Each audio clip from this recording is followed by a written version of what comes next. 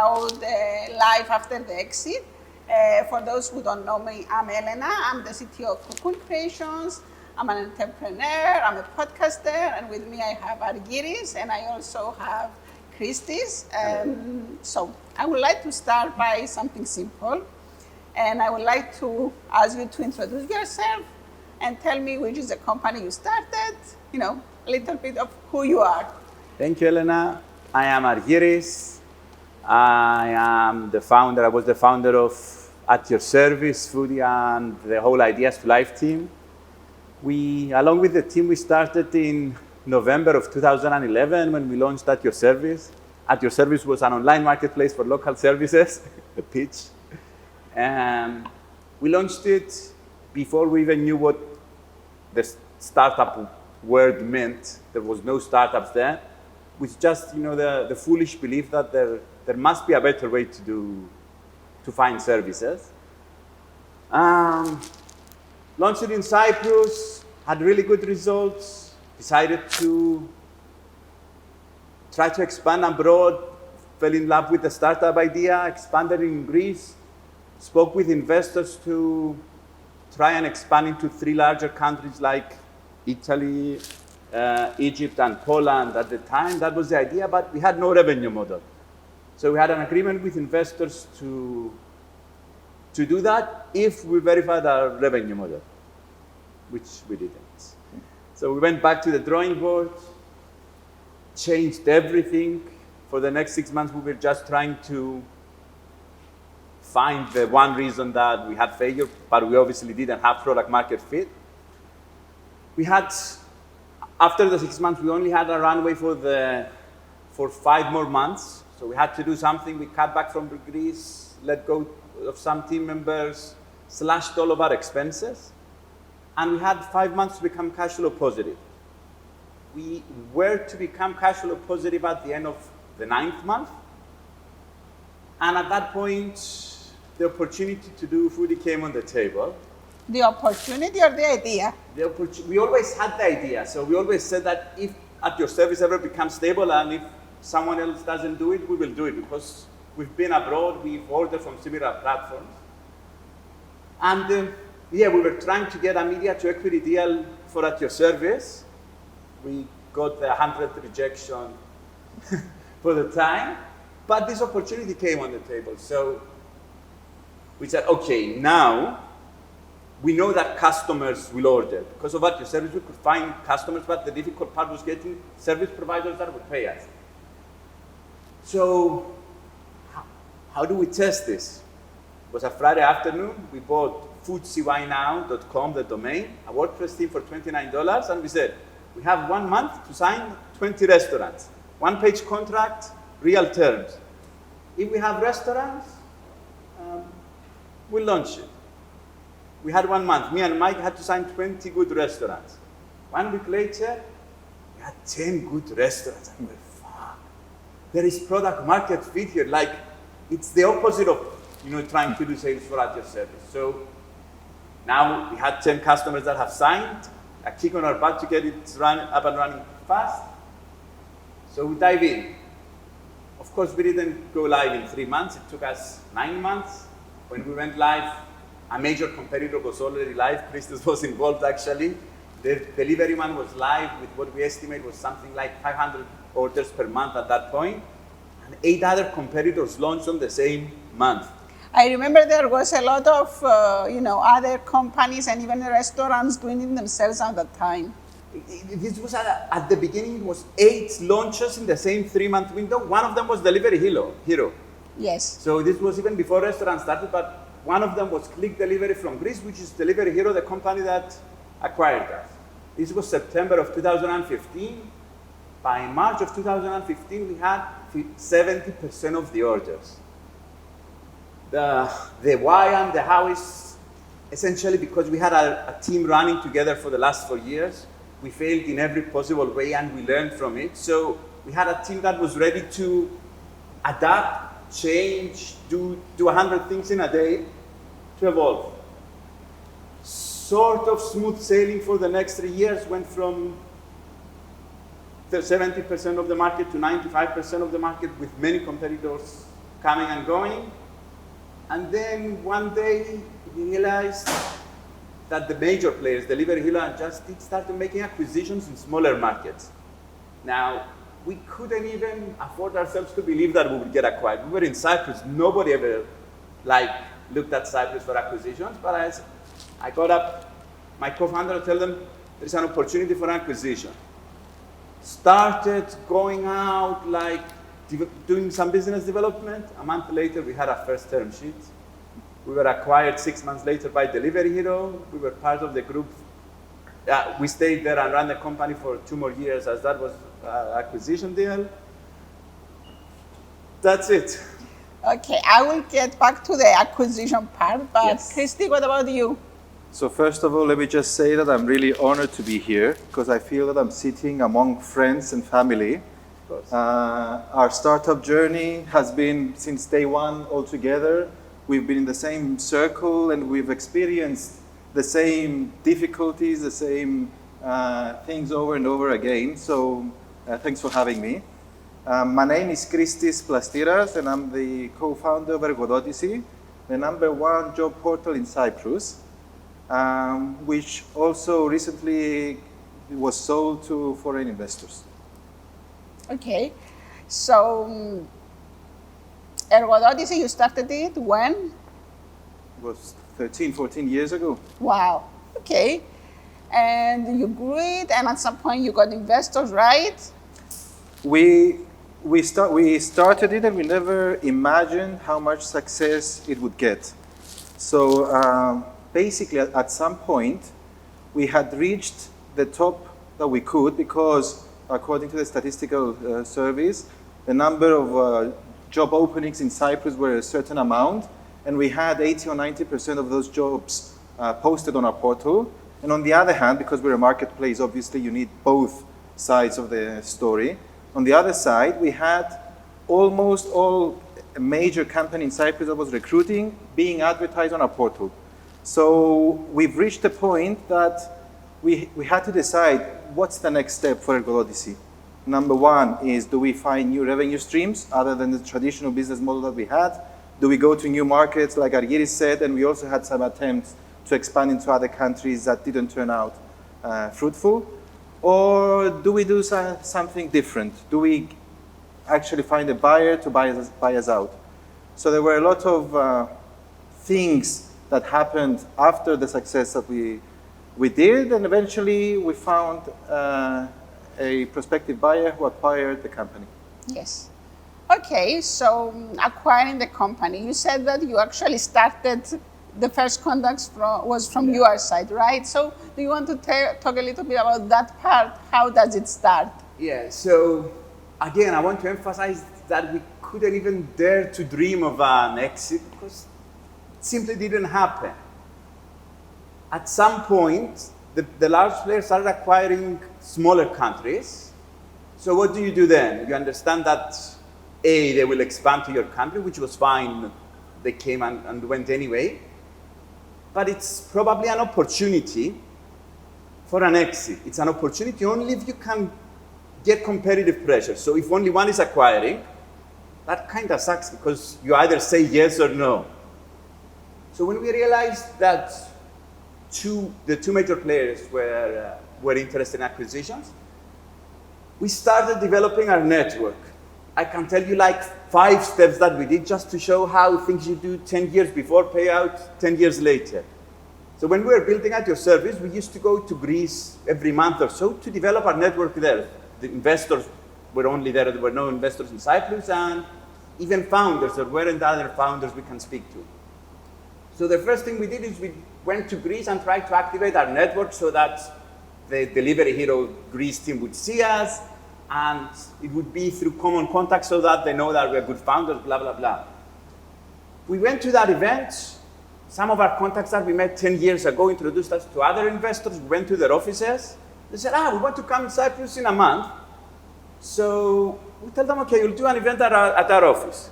At that event, another person from the Cypriot ecosystem was there, and I said, I have a guest from Netherlands, I think. That is one of the biggest media in startup world. He will be here next week. I will bring him there. And then Robin comes to our office and says, wow, you're a really good startup team. Like, I see startup teams every day and really good. Do you speak to the big ones? And we were like, yes, sometimes, you don't. Yeah, you don't want to say that you don't actually speak to them. You can, yeah. Say, do you or do you not? Okay, I'll introduce you. Here is Jitse, here is Nicholas. Jitse responded on Monday, Nicholas in 3 days, and a month later we had a term sheet. So it was quite fast, the part of the deal. Well, yes, but then we had 8 months of negotiation. Yeah, of course. So Before we go to the negotiations, so what about you? How did you find the right, person? It's a completely different story because what I enjoy doing in startups is building startups.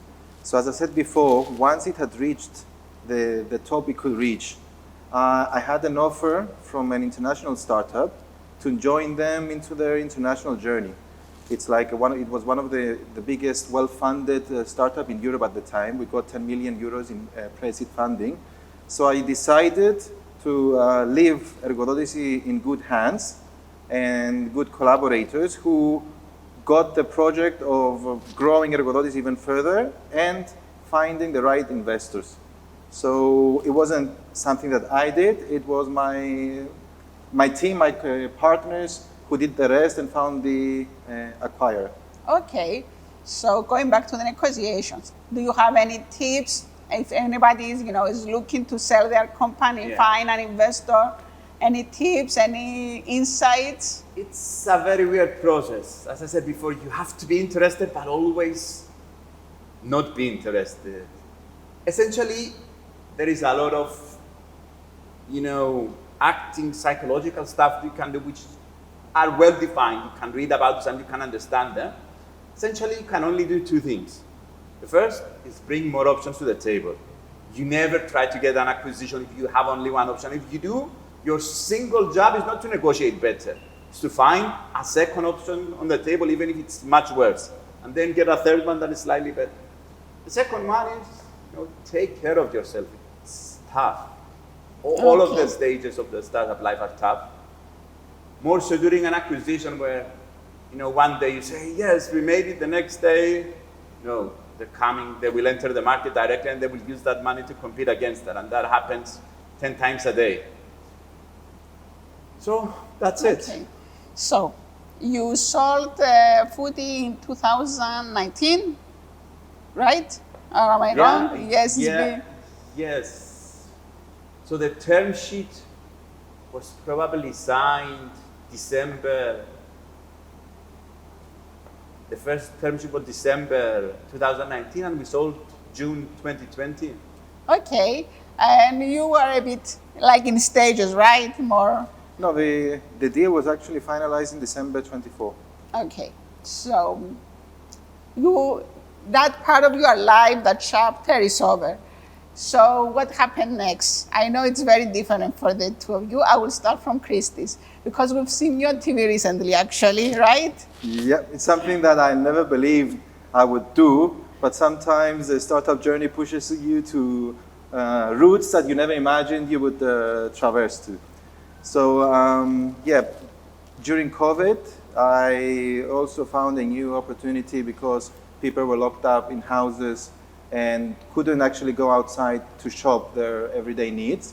So we started developing a marketplace that turned out to pivoted a few times and finally became a delivery management software that we want to utilize the gig economy to create sharing opportunities among fleet operators, anyone who needs to deliver stuff, to be part of a network so that we don't have to repeat the same routes over and over again.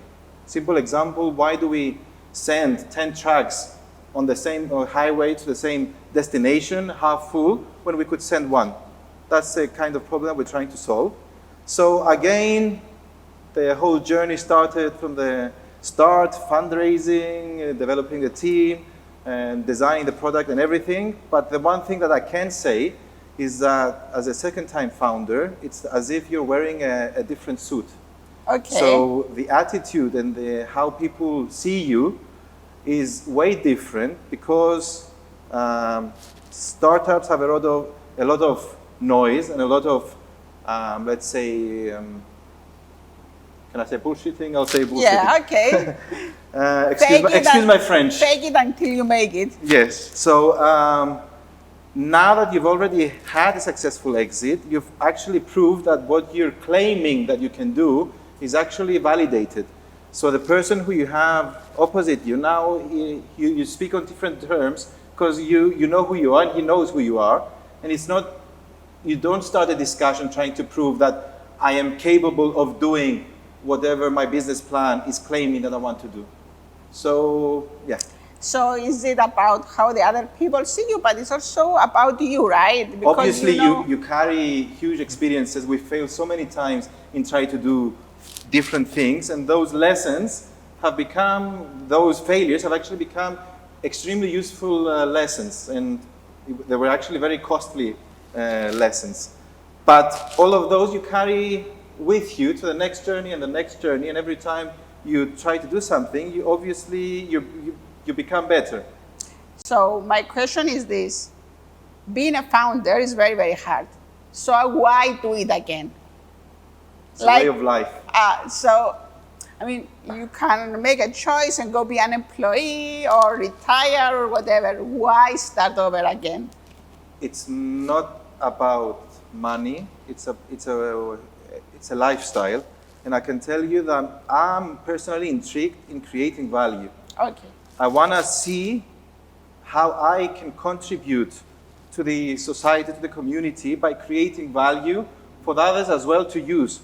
So basically, that's something that I would never be able to achieve in a executive position in any corporation.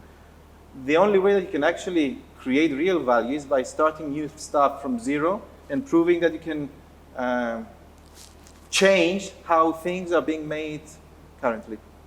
So you took a completely different route, right? Yeah. So would you like to tell us what you are doing now? If only I knew.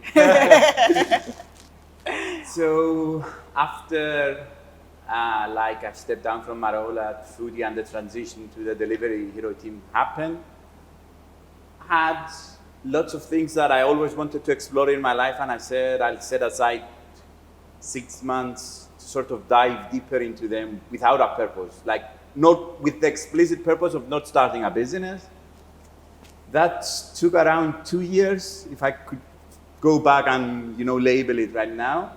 And near the end of that 2 years, the whole AI thing happened. So I'm finding myself exploring again without a purpose what the developments of AI bring. So probably the first year I was intrigued and exploring the area between health and AI. The last year I'm exploring state-of-the-art coding and AI and how that could lead to future improvements. And I do it because I think it's fun. So will you ever start a new startup? Yeah, of course. Company? I miss it every day, and at the same time I'm having too much fun doing what I do to not want. So once you start doing something, once you commit to on a path, there are trade-offs. And of course it's wonderful and really fun, but at the same time you have to give up a lot of the effort that you have, the clarity of mind. So today, no, tomorrow. You miss it? Yeah, or of not? course. It's very fun. I miss a lot. I miss many aspects of it. I also have very clear ideas of what I like and what I don't like. And as Christis said, as a second-time founder, you have more confidence in yourself. You say, I want this. I don't really have to over-explain it or over-analyze it. This is what I believe is best. That's how I do it, and I know it will work if I do it well.